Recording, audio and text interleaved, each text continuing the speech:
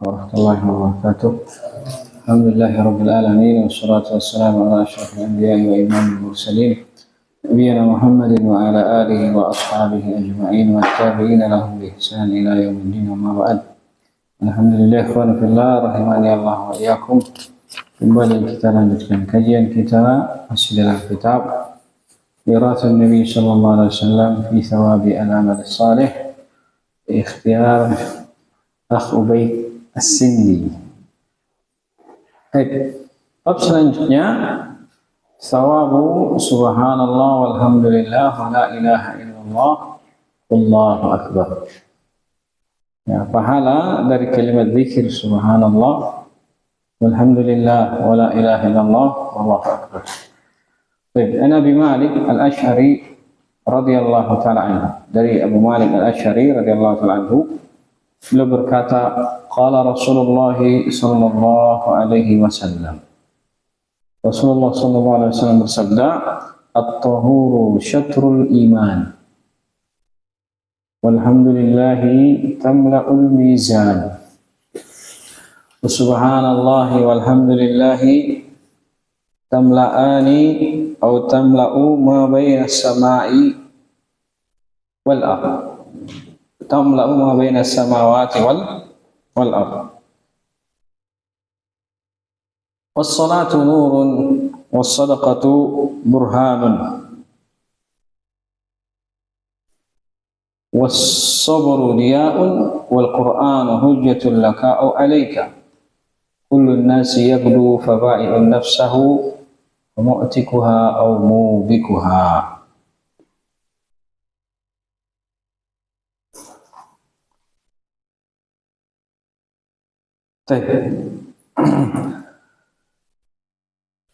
Kata Nabi sallallahu alaihi wasallam, tahuru syatrul iman. Kesucian itu sebagian daripada iman. Ya, kesucian itu sebagian daripada iman. Kesucian yang dimaksud di sini, entah dia kebanyakannya para ulama mengatakan kesucian yang dimaksud di sini adalah taharah, yaitu taharah, atau kita sebutkan dengan kata berwudu atau mandi janabah. Sebagian, syatrul itu sebagian.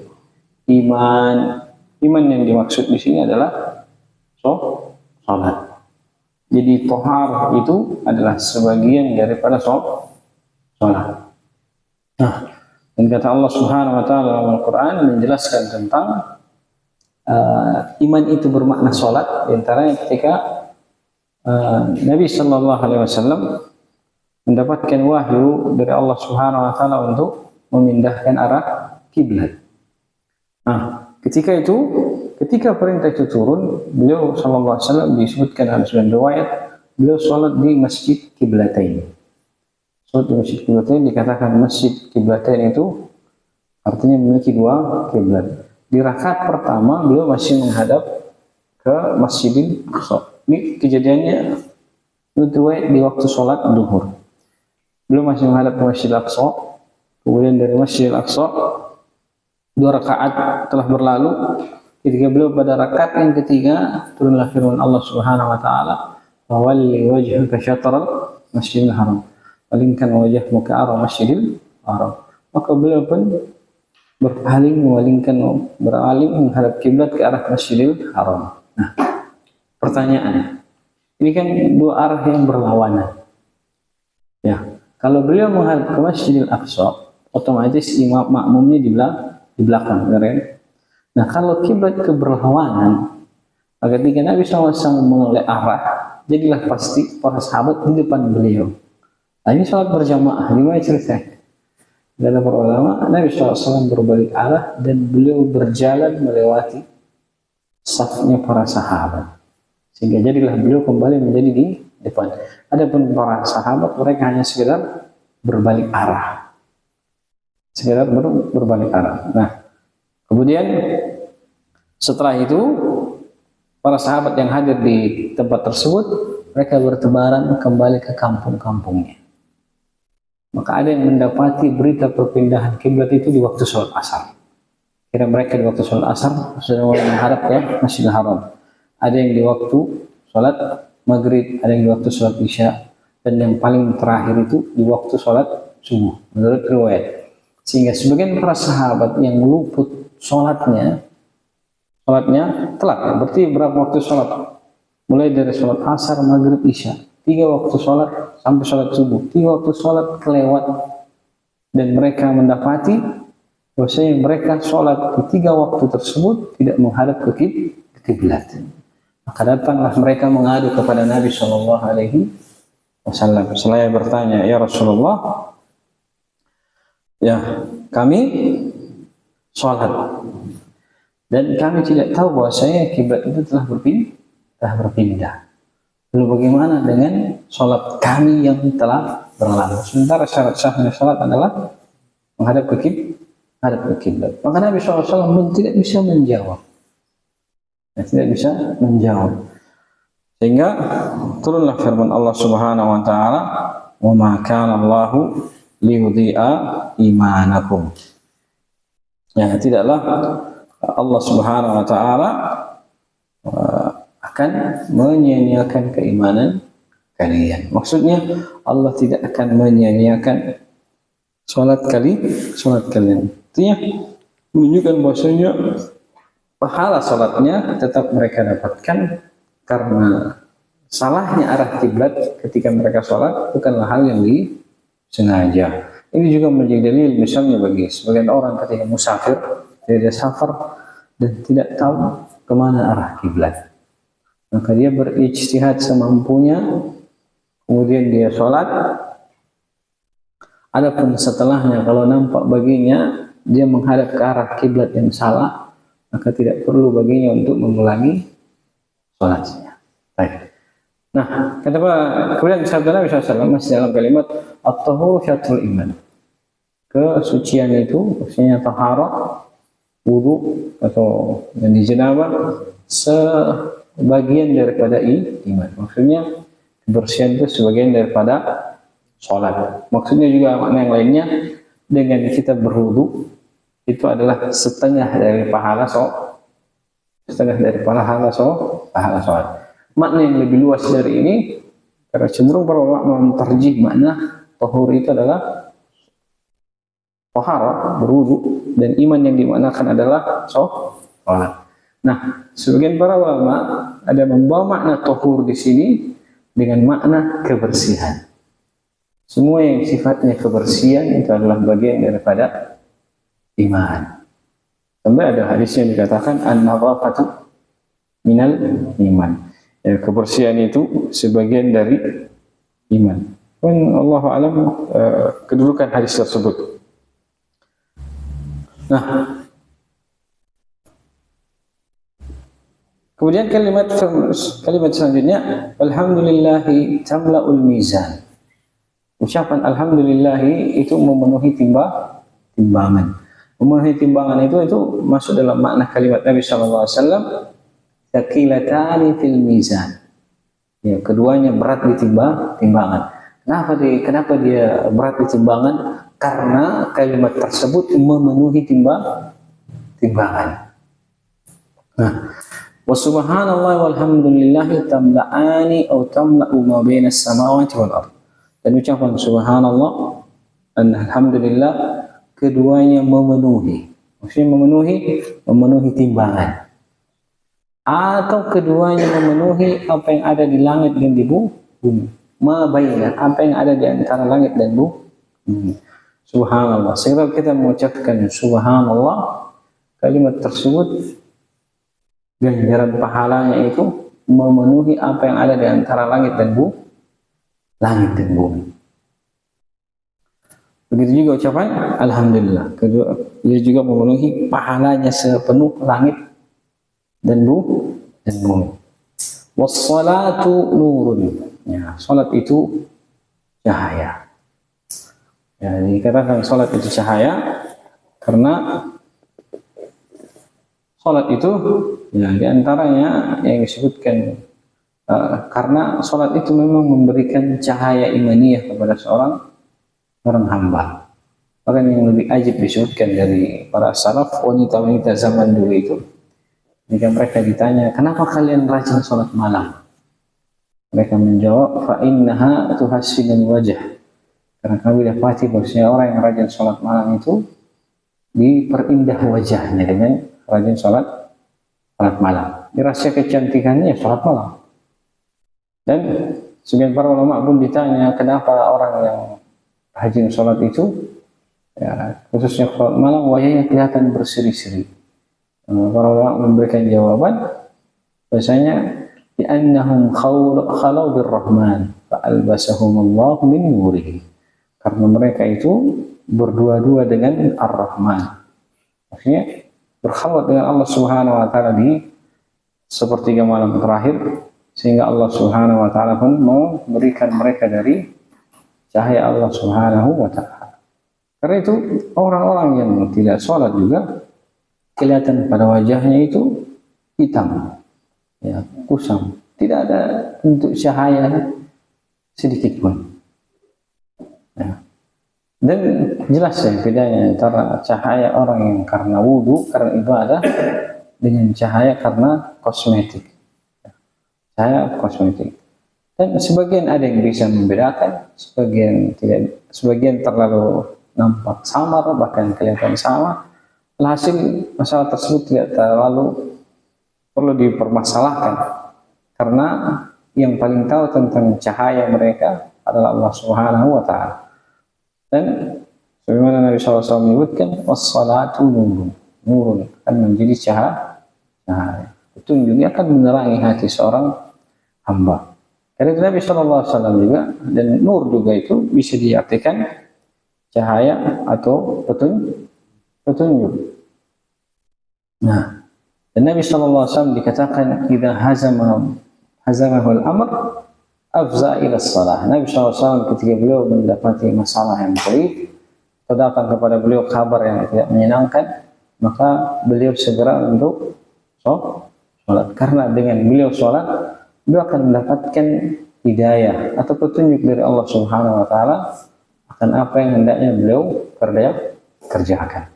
Dan bagi orang-orang yang misalnya ingin mencari petunjuk dalam setiap urusannya, hendaknya dia bersegera untuk sholat, minta petunjuk. Karena Nabi SAW menyebutkan sholat itu adalah cahaya, dan cahaya di antara maknanya adalah petunjuk. Kemudian kata Nabi SAW, was-sadaqatu burhan. Sedekah itu burhan, maksudnya dalil atau bukti dari apa? Kata para ulama, maksudnya bukti bahwasanya dia adalah orang yang beriman kepada hari kemudian. Seperti disebutkan di dalam surah Al-Munafiqun kalau tidak salah. Ya. Wa anfiqu mimma razaqnakum min qabli an ya'tiya ahadakumul maut. Wa yaqula rabbi laula akhartani ila ajalin qarib fa asaddaqa wa akum minas shalihin. Dan infakkanlah apa yang kami rezekikan kepada kalian sebelum datang salah seorang di antara kalian kematian.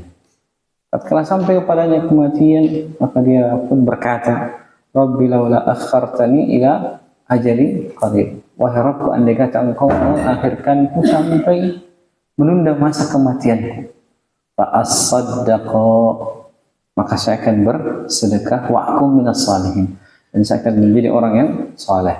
Kata para ulama, karena ketika itu nampak bagi dia bagaimana bermanfaatnya sedekahnya, sehingga ketika itu tidak ada hal yang dia minta kepada Allah Subhanahu wa taala selain kesempatan untuk bersedekah. Hingga makna hadis ini, sedekah burhan, sedekah itu adalah bukti, menunjukkan bahwasanya bukti kalau dia adalah orang yang beriman kepada Allah Subhanahu wa ta'ala tentang hari kiamat dan bagaimana kedudukan sedekah itu di hadapan Allah Subhanahu wa ta'ala. Kalau dia benar beriman kepada Allah Subhanahu wa ta'ala dan kepada hari kemudian, maka dia akan mengusahakan untuk bersedekah. Dan ini juga dalil bantahan bagi sebagian orang-orang yang gulu terhadap orang-orang soleh, atau gulu terhadap memuliakan orang-orang yang dikatakan wali. sebagian walinya itu keluar dari alam kubur dan semisalnya. Nah, keluar dari alam kubur, saya sempat beredar bahkan beliau ada seorang wali katanya keluar hanya untuk salaman dengan seorang yang dikatakan keturunan Nabi. Sehingga cium tangan terus masuk lagi ke kuburannya. Ya, alhamdulillah. Ya, jelas, sangat jelas bertentangan dengan Al-Quran. Kalau dia benar bisa keluar, ngapain dia masuk lagi ke dalam kuburnya? Mending dia tetap tinggal di luar menambah ibadahnya kepada Allah Subhanahu wa Ta'ala. Seperti kata Al-Hasan Al-Basri kepada muridnya, ketika mereka berkunjung di ziarah selesai memakamkan selesai penguburan salah seorang, maka Al-Hasan Al-Basri bertanya kepada muridnya, kalau menurut kamu andai kata dia bisa hidup, apa yang akan dia kerjakan? Maka kata muridnya, mungkin kalau dia bisa hidup maka dia akan bangun untuk mengerjakan sholat walau hanya 2 rakaat. Maka Hasan Al-Basri, amma innahu faqad fa'al. Adapun dia telah luput. Adapun kamu, maka kamu masih punya kesempatan. Dan sebagian para ulama ketika dibacakan firman Allah Subhanahu wa taala, wa hala bainahum wa baina ma yashtahun. Maka ketika itu muncullah penghalang antara mereka dan hal-hal yang mereka inginkan. Maka sebagian para ulama ketika mendengar ayat itu, mereka pergi sholat. Ketika ditanya kenapa mereka sholat, karena hal yang paling saya cintai, yang paling saya senangi sholat. Maka saya takut ketika di hari kemudian tiba masanya, Allah melarang kita dari semua yang kita inginkan, yang kita cintai. Maka hal yang saya senangi adalah sholat. Maka ketika mendengar ayat tersebut, mereka segera sholat. Ya, harus sholat wajib, sholat sunnah pun jadi. Ya, dan dia menunjukkan kepada kita bahasanya ya, orang-orang yang telah diwafatkan oleh Allah Subhanahu wa taala, sekiranya ada kesempatan untuk kembali, maka pastilah mereka akan memperbanyak dari amalan saleh.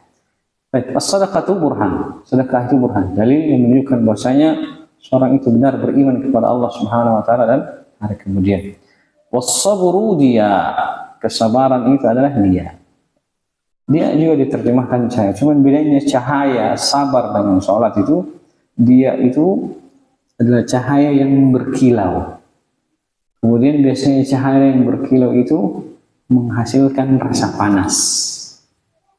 Nah, karena itu dikatakan kenapa sabar itu dia? Karena rata-rata kesabaran itu menimbulkan rasa panas. Ya kan? Ada orang diganggu, sebab kalau dia bisa menahan dirinya, bersabar, pasti muncul rasa panas. Minimalnya dia menahan amarah atau menahan keluh kesahnya.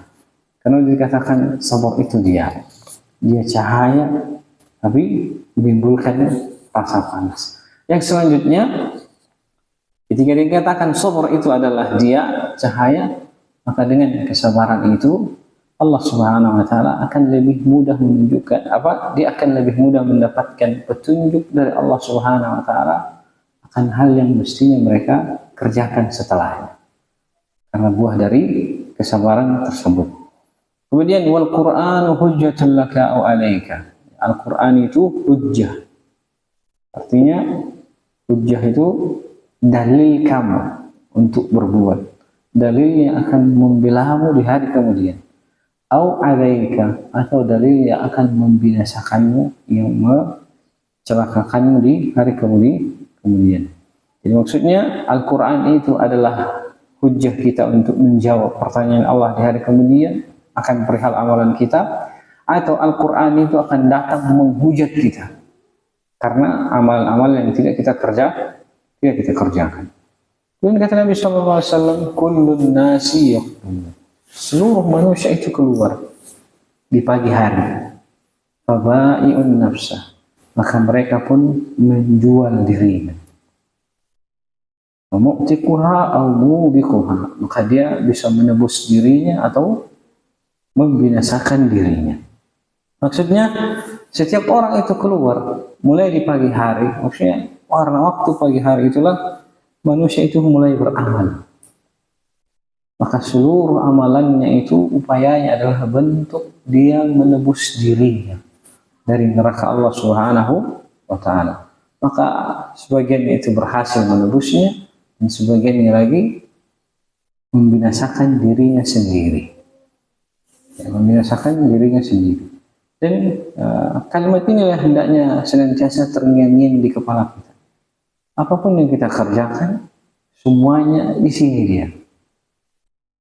Setiap kebaikan yang kita kerjakan hanyalah sebagian dari usaha kita untuk menebus diri kita dari neraka Allah Subhanahu wa taala. Maka sebagiannya mendapatkan hidayah, berhasil menebus dirinya dari neraka Allah, dan sebagiannya lagi tidak sanggup dan malah membinasakan dirinya dalam neraka Allah Subhanahu wa taala. Syahid dari hadis ini adalah kalimat keutamaan subhanallah walhamdulillah. Jadi kalimat dzikir yang kita baca judulnya itu subhanallah walhamdulillah wala ilaha illallah wallahu akbar. Tetapi pada satu rangkaian kalimat dzikir ini, pada potongan-potongannya itu punya fadilahnya tersendiri. Subhanallah punya fadilah, walhamdulillah punya fadilah. Dan penyusun ini hanya membawakan hadis ini menjelaskan kedudukan subhanallah walhamdulillah. Nah, berkaitan dengan bab sebelumnya, yang mana lebih afdal? Subhanallah wa bihamdihi atau subhanallah walhamdulillah?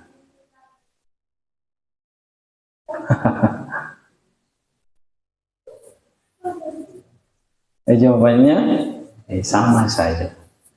Boleh seorang itu membaca alhamdulillah atau wa bihamdihi. Boleh. Keduanya boleh. Karena maknanya tidak berubah. Semuanya maknanya adalah bentuk memuji Allah Subhanahu wa taala.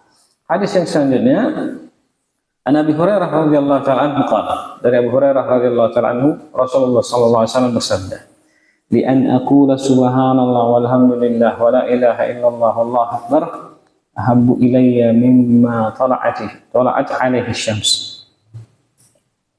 Kata Rasulullah sallallahu alaihi wasallam, andai kata aku mengucapkan subhanallah walhamdulillah wa la ilaha illallah wallahu akbar, itu lebih aku cintai daripada terbitnya matahari. Daripada terbitnya matahari. Yang menunjukkan saking agungnya kalimat ini. Selain dari kalimat subhanallah alhamdulillah, di dalamnya juga ada kalimat at-tauhid, la ilaha illallah. Sehingga ketika Nabi SAW menyebutkan lebih aku cintai daripada terbitnya matahari, maka tentulah menunjukkan kepada kita besarnya pahala dari memperbanyak kalimat tersebut. Baik, dan ucapan ini tidak disebutkan bilangannya. Dibaca sekian kali, berapa puluh kali, berapa ratus kali, enggak ada. Ya, seorang membaca sebanyak mungkin yang mungkin dia baca, insya Allah dia akan mendapatkan pahalanya. Kemudian hadis selanjutnya, An Samurah bin Jundub radhiyallahu taala anhu. Samurah bin Jundub radhiyallahu taala anhu, beliau berkata, qala Rasulullah sallallahu alaihi wasallam. Rasulullah sallallahu alaihi wasallam bersabda, "Ahabbul kalami ila Allahi arba'un." Ucapan yang paling dicintai oleh Allah Subhanahu wa taala ada 4. Subhanallah walhamdulillah wa la ilaha illallah wallahu akbar. 4 kalimat yang paling dicintai oleh Allah Subhanahu wa taala. Subhanallah walhamdulillah wa la ilaha illallah wallahu akbar. Kemudian kata Nabi SAW, la yadurruka bi ayyihinna bada'ta, dan tidak memudaratkanmu dengan apa saja kamu mulai. Jadi menunjukkan kepada kita bahwasanya kalimat ini subhanallah walhamdulillah wa la ilaha illallah akbar boleh kita balik urutannya. Boleh alhamdulillah subhanallah atau la ilaha illallah Allahu akbar subhanallah walhamdulillah. Boleh dibalik. Dan penggunaan kalimat ini sebagian para ulama itu banyak menggunakannya di tempat-tempat di mana seorang itu mungkin diam dalam kondisi ibadah. Ya, seperti misalnya sebagian para ulama memilih menyebutkan kalimat ini bacaan di antara, contoh pada sholatul Id. Sholat Id itu terdapat 7 kali takbir rakaat pertama dan 5 kali takbir rakaat kedua. Nah, apa bacaan di antara kedua takbir? Secara riwayat tidak ada. Secara riwayat tidak ada. Tapi karena dia ibadah dan masa di mana seorang itu, waktu di mana kita mengagungkan Allah Subhanahu wa taala itu, sehingga sebagian para ulama mengatakan tidak mengapa kalau dia membaca dengan kalimat ini. Subhanallah, alhamdulillah, wa la ilaha illallah, wallahu akbar. Jadi kalau secara dalil tidak ada. Yang ada hanya ijtihad sebagian para ulama. Apakah ini merusak? Jawabannya, dia tidak merusak ibadah. Karena kata Nabi SAW, salat itu innama hiya takbir wa tasbih wa qiraatul Quran. Salat itu adalah tasbih, takbir dan bacaan Al-Quran. Dan kalimat ini kalimat yang terdiri dari tasbih dan juga takbir. Sehingga tidak merusak salatnya sama sekali. Apalagi sampai dikatakan bid'ah. Ya. Baik. Kata Nabi SAW, la yadurruka bi ayyihinna bada'. Tidak memudaratkanmu dengan yang mana saja kamu duluan mulai. Maka boleh Allahu Akbar dulu, boleh Subhanallah walhamdulillah, boleh alhamdulillah Subhanallah wa la ilaha illallah wallahu akbar. Boleh dibalik-balik. Dan wazada, dan ada tambahan wa hunna minal Qur'an. Dan keempat kalimat itu adalah bagian dari Al-Quran. Maksudnya potongan-potongan kalimat tersebut semuanya ada di dalam Al-Quran. Ya, subhanallah, subhanalladzi asra bi abdihi, surah Al-Isra, alhamdulillah, al-fatir, fatir samawati wal ard. Dan la ilaha illallah ada dalam ayat kursi. Begitu juga Allahu Akbar. Kemudian selanjutnya kata Nabi sallallahu alaihi wasallam, "Wa Nu'man bin Bashir radhiyallahu ta'ala anhu." Dari Nu'man bin Bashir radhiyallahu ta'ala anhu, Rasulullah sallallahu alaihi wasallam bersabda, "Inna mimma tadhkuruna min jalalillahi at-tasbih wat tahlil wat tahmid." Jadi antara apa yang kalian sebut dari kemuliaan Allah Subhanahu wa taala, bentuknya adalah kalian bertasbih, bertahlil dan bertahmid. Tasbih dengan kalimat subhanallah, dan kalian bertahlil yaitu kalimat la ilaha illallah, dan kalian bertahmid yaitu alhamdulillah. Kata Nabi SAW, kalimat tersebut haulal arsh, mereka itu ada di sekitar arsh. Setiap ucapan zikir kita dengan kalimat-kalimat tersebut, maka kalimat-kalimat tersebut itu akan berkumpul di sekitar arsy. Nah, pernah dengar firman Allah Subhanahu wa taala, "Ilaihi yas'adul kalimut thayyibu wal amalus shalihu yarfa'u." Hanya kepada Allah naik kalimat-kalimat yang baik. Nah, dan amal-amalan yang saleh itu diangkat. Nah, kalau dipisahkan antara kalimat-kalimat yang baik dengan amalan saleh, menunjukkan bahwasanya kalimat-kalimat zikir itu punya tempat tersendiri. Nah, walaupun mungkin dia dicatat sebagai amalan soleh, tapi dia punya tempat tersendiri. Dia naik sampai berkumpul di sisi arsy Allah Subhanahu wa taala. Dan kata Nabi sallallahu alaihi wasallam, lahunna dhawiyyun kadhawiyyun nahl. Mereka punya dengungan seperti dengungan lebah. Seperti dengungan lebah. Tuzkaru bi sahibiha. Yang mana dengungannya lebah itu, suara dengungan dari kalimat-kalimat zikir tersebut itu bunyinya itu menyebut nama-nama orang yang mengucapkan kalimat zikir tersebut. Maka kata Nabi sallallahu alaihi wasallam, "Ama yuhibbu ahadukum ay yakuna lahu aw alla yazalu lahu may yudhakkiru bihi." Maka tidakkah seorang di antara kalian cinta akan ada sesuatu yang senantiasa menyebut-nyebut dirinya, yang mengingatkan tentang keberadaan dia. Jadi maksudnya ketika seorang itu mengucapkan subhanallah walhamdulillah wala ilaha illallah wallahu akbar, kalimat tersebut naik sampai berkumpul di sisi arsy Allah Subhanahu wa taala. Dan disitulah mereka berputar-putar terus dengan suara dengungannya. Suara dengungannya itu menyebut-nyebut orang yang melafadzkan kalimat zikir tersebut. Sehingga kata Nabi SAW, tidakkah kalian cinta, senang kalau misalnya ada sesuatu yang senantiasa menyebut tentang kalian. Jadi kalimat-kalimat zikir tersebut senantiasa menyebut nama dari orang-orang yang mengucapkannya.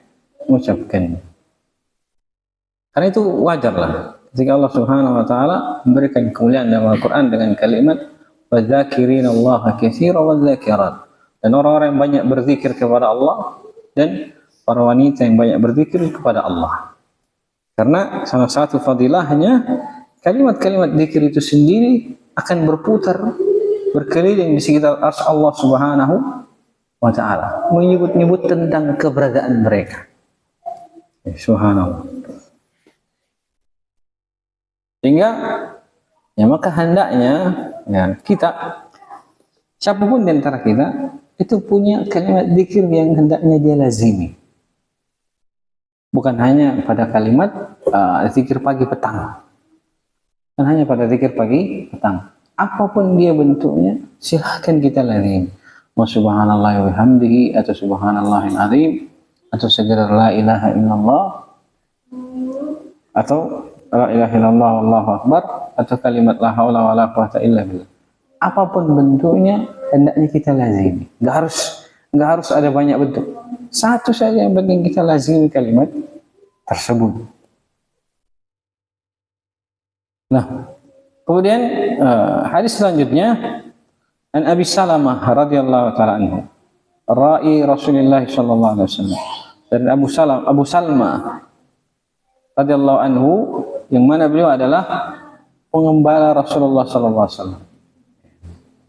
Qala sami'tu Rasulullah sallallahu alaihi wasallam yaqul, saya mendengar Rasulullah sallallahu alaihi wasallam bersabda, bah itu ucapan yang diucapkan orang ketika takjub akan sesuatu. Bah. Nah, dikisahkan Nabi sallallahu alaihi wasallam ketika turun perintah, lan tanalul birra hatta tunfiqu mimma tuhibbun. Kalian sama sekali tidak akan sampai kepada yang namanya kebaikan sampai kalian infakkan apa yang kalian cintai. Maka salah seorang sahabat itu, lupa nama beliau, radhiyallahu anhu, beliau punya kebun. Kebunnya itu sering disinggahi oleh Nabi sallallahu alaihi wasallam, dan beliau minum dari sumur yang ada di kebun tersebut.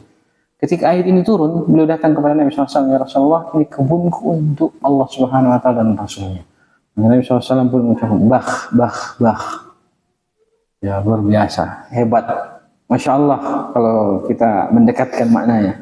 Masya Allah. Dzalika malun rabih. Ini harta yang rabih, yang menguntungkan. Nah, seperti pada lafaz ini di mana Nabi SAW berkata bah, Masya Allah, luar biasa. Wa asyara biyadihi, dan beliau memberikan isyarat dengan tangannya. La khamsu ma asqaluhunna fil mizan. Ada 5 kalimat, tidak ada yang sama beratnya melebihi kelima kalimat tersebut. Apa itu? Kalimat yang pertama, la ilaha illallah, subhanallah, walhamdulillah, wallahu akbar, wal walidus salihu yutawaffa lil mar'il muslim fayahtasibuhu. Nah, ada 5 yang mana kalimat hal tersebut sangat berat di timbangan Allah Subhanahu wa taala. Maka 4 yang pertama adalah la ilaha illallah. Kemudian subhanallah. Kemudian ketiga alhamdulillah. Yang keempat Allahu akbar. Dan yang terakhir kata Nabi sallallahu alaihi wasallam, wal waladus salihu, dan anak yang saleh, yutawaffa, anak saleh yang wafat, lil mar'i, anak soleh dari seorang lelaki muslim yang wafat fayahtasibuhu, kemudian dia mengharapkan balasan pahala di sisi Allah Subhanahu wa taala. Jadi 5 hal kata Nabi sallallahu alaihi wasallam, timbangan pahalanya sangat berat di sisi Allah Subhanahu wa taala. 4 kalimat zikir dan 1 anak saleh yang meninggal dan orang tuanya yang muslim mengharapkan ganjaran pahala di sisi Allah Subhanahu wa taala. Dan ini yang banyak orang itu luput. Kebanyakan orang yang meninggal, mendapati keluarganya meninggal, kebanyakan mereka hanya sampai pada tingkatan disuruh bersabar. Disuruh bersabar. Tidak sampai pada tingkatan disuruh mengharapkan pahala. Padahal dalam bencana kematian pun ada kesempatan seorang mendapatkan ganjaran pahala dari Allah Subhanahu wa taala. Jadi hal yang banyak dilupakan orang-orang yang mendapatkan musibah adalah mengharapkan ganjaran pahala. Bahkan Nabi sallallahu alaihi wasallam ketika mengajarkan Ummu Salamah doa ketika tertimpa musibah, setelah kalimat istirja, beliau sallallahu alaihi wasallam mengatakan, Allahumma ajirni fi musibati, ya Allah berikan aku ganjaran pahala pada musibahku, wa akhlif li khairan minha, dan gantikan aku dengan yang lebih baik. Dan secara umum ketika seorang tertimpa musibah itu ada 3 hal yang hendaknya segera ia kerjakan. Pertama, dia istirja. Yang kedua, dia ihtisab, mengharap pahala. Dan yang ketiga, minta digantikan yang lebih baik. Dan kalau seorang mengamalkan 3 hal tersebut, maka setiap musibah yang dialaminya misalnya, itu akan terasa lebih ringan. Kenapa? Karena tidak pernah ada musibah yang dia murni musibah. Sekaligus memberinya harapan bahwasanya besok sudah pasti lebih baik. Kenapa? Karena adanya permintaan ganti yang lebih baik dari Allah Subhanahu wa taala. Kemudian hadis selanjutnya masih dalam bab yang hampir sama sebenarnya. Cuman judul bab ini agak sedikit keliru. Di sini tulisannya sawabu subhanallah walhamdulillah. Nah, mestinya subhanallah walhamdulillahnya itu enggak ada. Mestinya sawabu la ilaha illallah wallahu akbar wala haula wala quwata illa billah. Pahala la ilaha illallah Allahu akbar dan la haula wala quwata illa billah. An Abdullah bin Amr radhiyallahu ta'ala anhu Rasulullah SAW bersabda, "Ma 'alal ardi ahadun yaqulu la ilaha illallah wallahu akbar wala haula wala quwata illa billah illa kuffirat anhu khatayahu walau kanat mithlu zabadil bahr."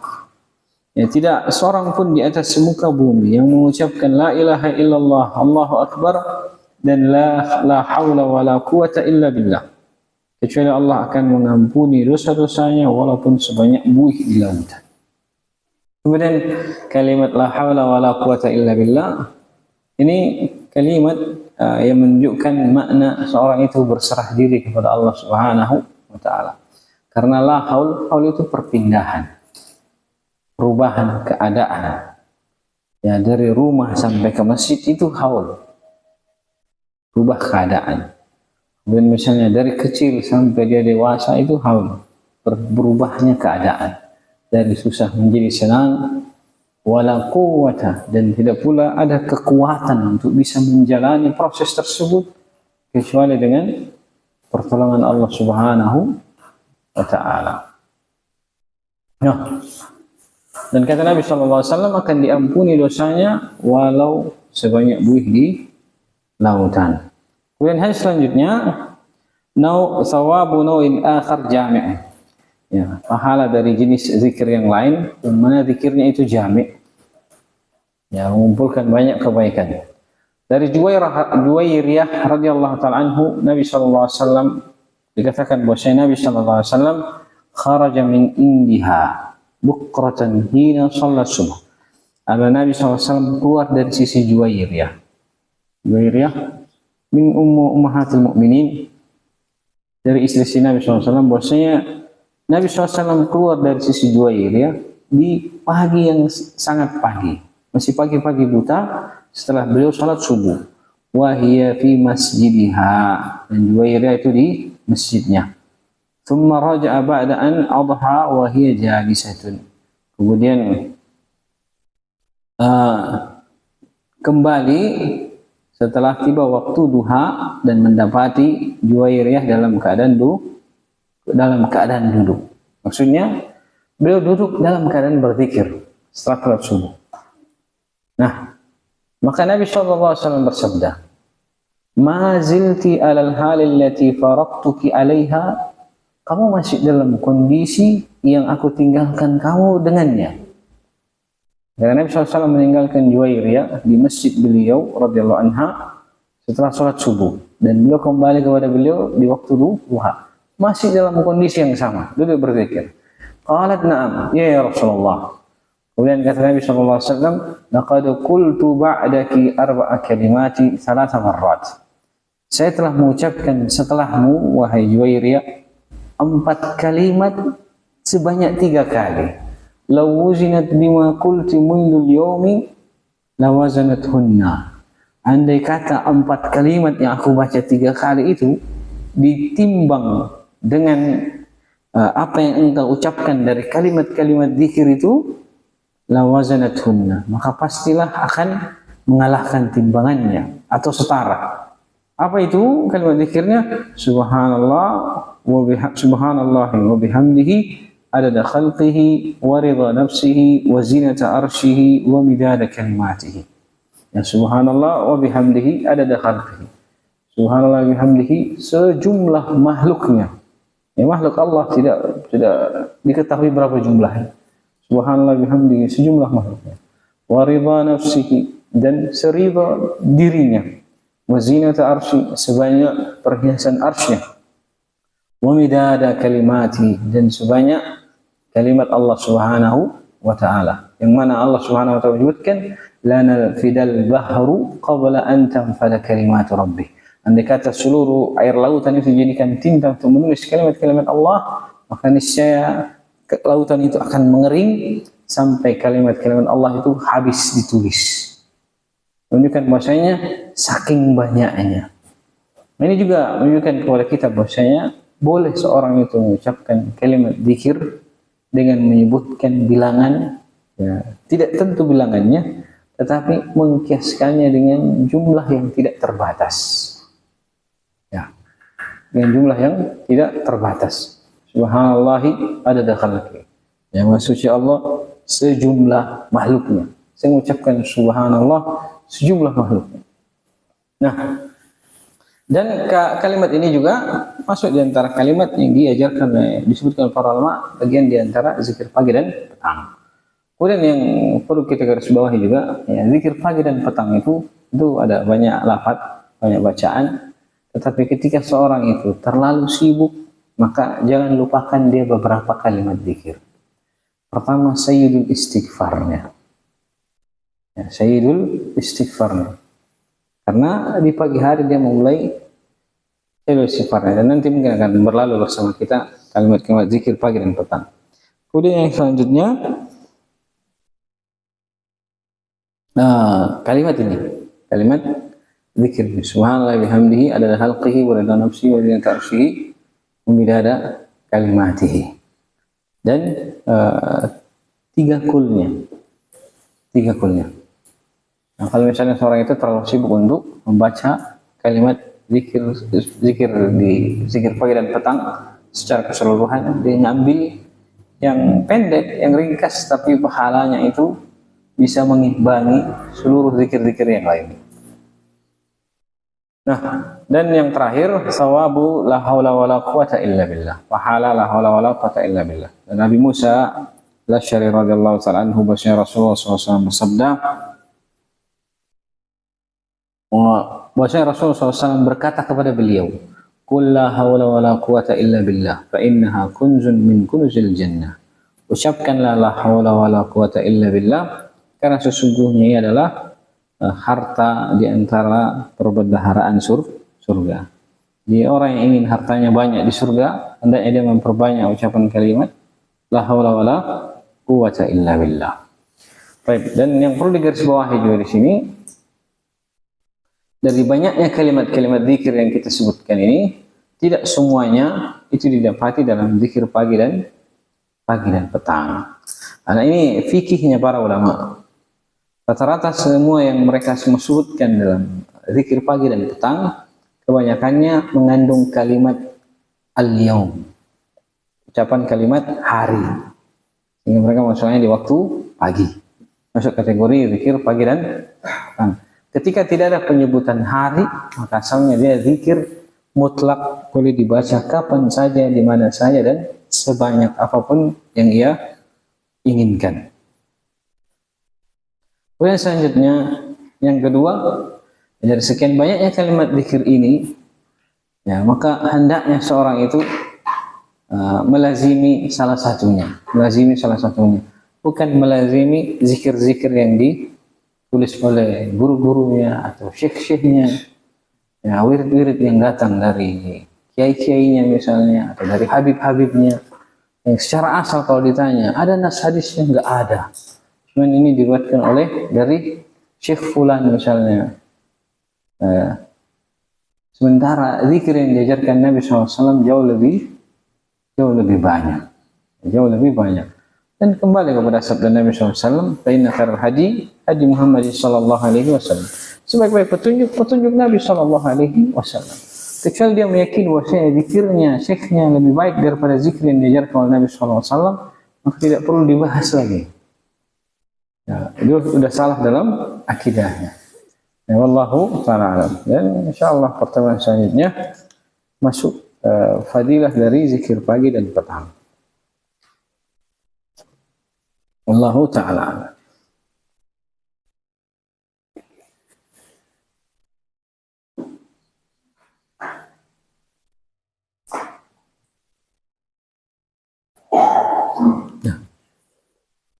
Yang sholat itu juga duduknya dalam, misalnya jika kita ada kerjaan misalnya mentok, itu sholat kita dengan sholat.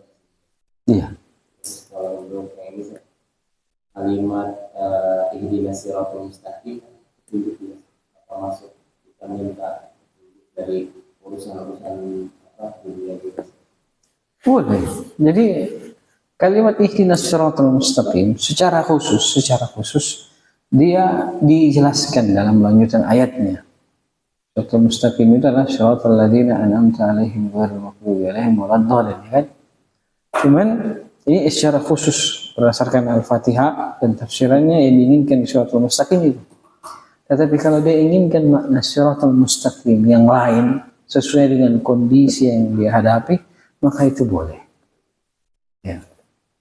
Karena sholat itu selain dia dari sumber cahaya petunjuk dari Allah Subhanahu wa taala, dia juga wasilah kita untuk meminta tolong kepada Allah Subhanahu wa taala. Maka dengan meminta ditunjukkan jalan yang benar, itu bagian dari isti'anah kepada Allah Subhanahu wa taala dengan salat. Wasta'inu bis sabri was salah. Wallahu a'lam.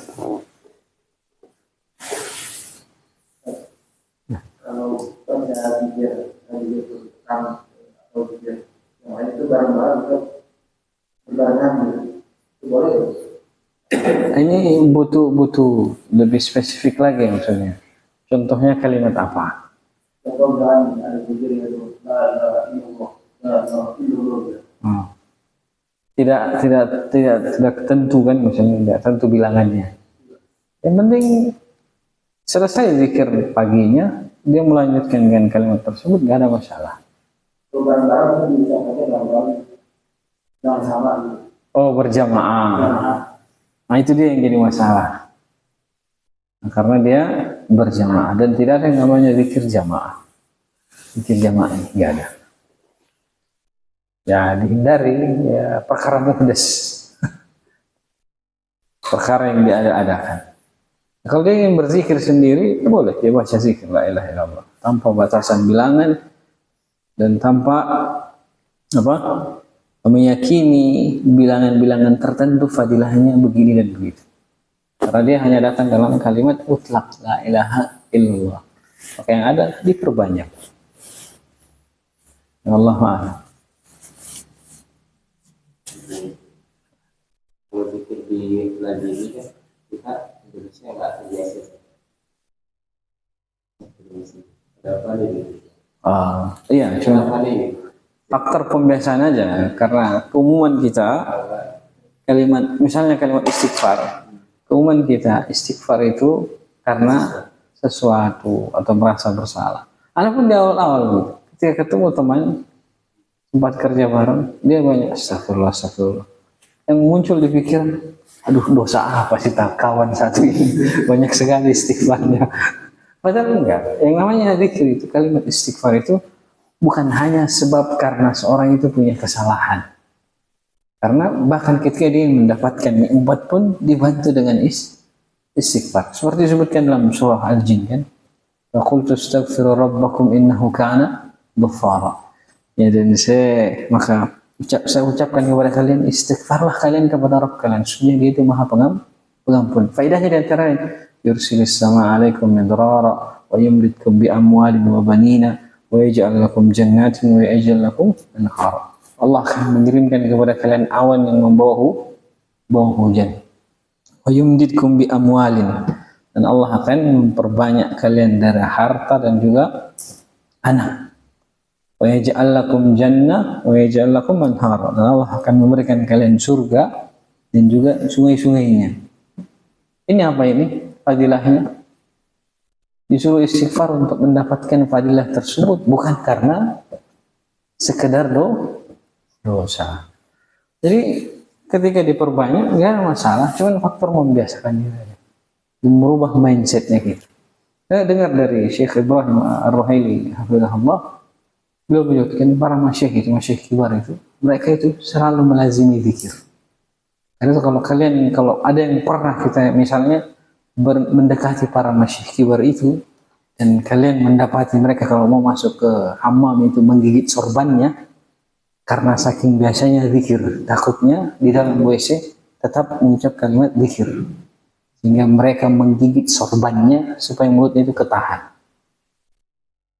supaya mulutnya tidak secara refleks berzikir di dalam kamar mandi. Nah, justru kita malah kadang terbalik, karena baru belajar zikir, buka baju bismillah, masuk kamar mandi buka baju bismillah juga dalam kamar mandi. Ya, beda dengan para ulama. Saking biasanya mereka berzikir, nah, mereka harus menggigit sorbannya kalau masuk ke kamar mandi. Ya, sekali lagi ya, kita boleh memilih apa yang kita ingin lazim. Subhanallah bihamdihi atau sekedar istighfar, boleh. Wallahu a'lam. Cukup ya? Subhanakallah walhamdulillah, asyhadu an la ilaha illa anta, astaghfiruka wa atubu ilaik. Wa alhamdulillahi rabbil alamin. Wassalamu alaikum warahmatullahi wabarakatuh.